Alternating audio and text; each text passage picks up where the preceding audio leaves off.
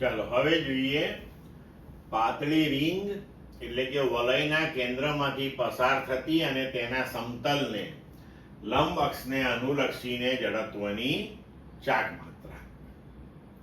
તો r ત્રિજ્યા અને m દળ ધરાવતી રીંગના સમતલને લંબ અને તેના કેન્દ્રમાંથી પસાર થતી આપણે ભ્રમણાક્ષ વિચારીએ, જેને અનુલક્ષીને આ રીંગ એ ઓમેગા જેટલા કોણીય વેગથી પરિભ્રમણ કરે છે. બરોબર છે? તો હવે આ રીંગનો દરેક સૂક્ષ્મ દળખંડ જે છે એ પરિભ્રમણાક્ષથી તેની ત્રિજ્યા જેટલા લંબ અંતરે રહેલો હોય. બરોબર છે? અને દરેક ખંડ r ઓમેગા જેટલી રેખીય ઝડપથી ગતિ કરે.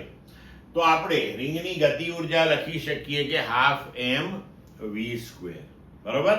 અહીંયા દરેકે દરેક ખંડ એ આપણે સમાન દળનો લઈ શકીએ અને દરેકે દરેક ખંડ એ ભ્રમણાક્ષથી સમાન અંતર આરે રહેલો છે. તેથી દરેકે દરેક ખંડનો રેખીય વેગ v સમાન હશે. એટલે કે સમગ્ર રીંગ જે છે તેના માટેનો રેખીય વેગ પણ આપણે v જ લઈ શકીએ. તો ગતિ ઉર્જા k બરાબર હાફ mv², પણ v બરાબર r ઓમેગા છે, તો k બરાબર હાફ mr² ઓમેગા સ્ક્વેર થશે. બરોબર છે? તો હવે આને આપણે હાફ i ઓમેગા સ્ક્વેર સાથે સરખાવીએ તો i એટલે કે જડત્વની ચાક માત્રા આપણને મળે છે i બરાબર mr². બરોબર છે? આ જ વસ્તુને તમે બીજી રીતે પણ દર્શાવી શકો છો. જેમ કે જુઓ, આપણે લઈએ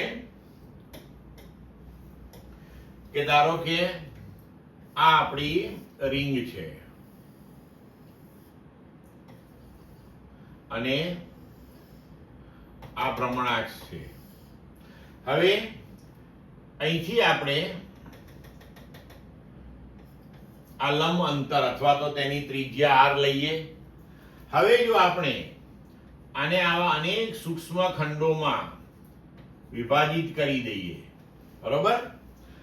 પ્રત્યેક સૂક્ષ્મ ખંડને તમે બિંદુવત લઈ શકો. હવે ધારો કે ભ્રમણાક્ષથી r જેટલા લંબ અંતરે બિંદુવત દ્રવ્યમાન આપણે dm1 લઈએ તો તેની જડત્વની ચાક માત્રા શું લખાય?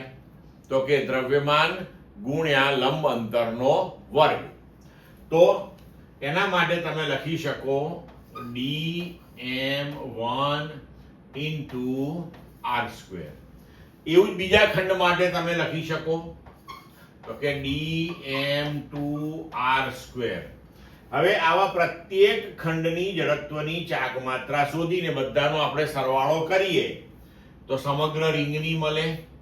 તો સમગ્ર રીંગની જડત્વની ચાક માત્રા માટે તમે લખી શકો કે i બરાબર dm1r² plus dm2r² plus up to dmnr².